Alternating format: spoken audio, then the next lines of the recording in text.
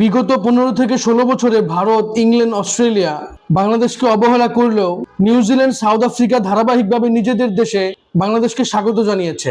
আর এই দুটি দলই ওয়ার্ল্ড টেস্ট চ্যাম্পিয়নশিপের ফাইনাল জিতেছে।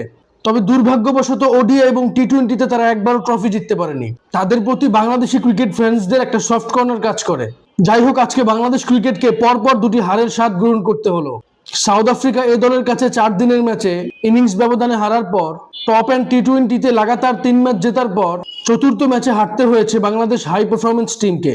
ম্যাকাইতে বাংলাদেশ ন্যাশনাল টিম থেকে শুরু করে সাউথ আফ্রিকাতে বাংলাদেশ এ এবং হাই পারফরমেন্স ইউনিট প্রত্যেকটি দলই তারা ব্যাটিং ব্যর্থতার কারণেই ম্যাচ হেরেছে। তবে মজার বিষয়, বাংলাদেশ এ সাউথ আফ্রিকা এ দলের কাছে 4 দিনের ম্যাচে 413 এবং ইনিংস ব্যবধানে হারার পর পরবর্তী 4 ডে ম্যাচের জন্য নতুন করে দল ঘোষণা করেছে, যেখানে তাওহিদ হৃদয়কে ক্যাপ্টেন দিয়ে 7টি পরিবর্তন আনা হয়েছে।